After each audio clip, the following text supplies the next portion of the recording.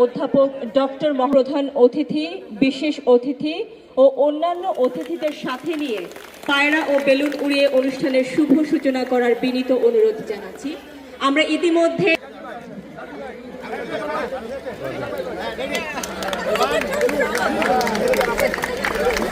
লাল, সবুজ, নীল বেলুনগুলো আকাশ উড়ে গেছে এবং পায়রাও ওড়ানো হয়ে গেছে। আমরা দেখতে পাচ্ছি সাদা।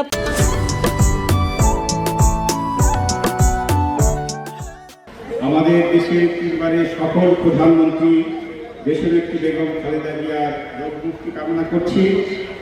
তিনি যেন আরো বেশ কিছু বছর আমাদের মাঝে বেঁচে থাকেন।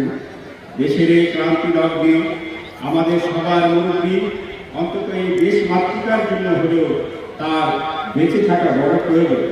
তিনি সুস্থ হয়ে অচিরেই আমাদের মাঝে ফিরে আসবেন এই আশাবাদ করছি।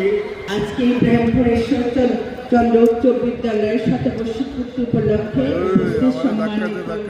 সভাপতি,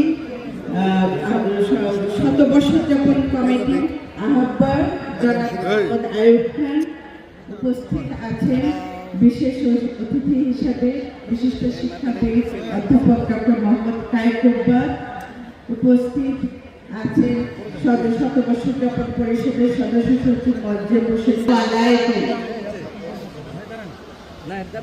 সম্মানিত অতিথিবৃন্দ, আমি এখন আজকের প্রথমে আমি আপনাদের কাছে কৃতজ্ঞতা প্রকাশ করছি এই কারণে যে আজকে আপনাদের আমন্ত্রণে আমি এখানে আসতে পেরেছি এবং আপনাদের সামনে দাঁড়িয়ে আমি কথা বলার সুযোগ পেয়েছি।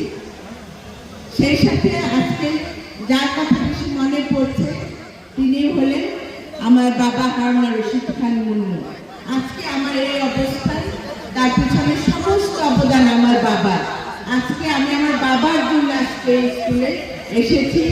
সেই বাবার প্রতি শ্রদ্ধা রেখে আজকে ইব্রাহিমপুর ঈশ্বরচন্দ্র উচ্চ বিদ্যালয়ে শতবর্ষ পূর্তির শুভ উদ্বোধন ঘোষণা করলাম। ধন্যবাদ সকলকে।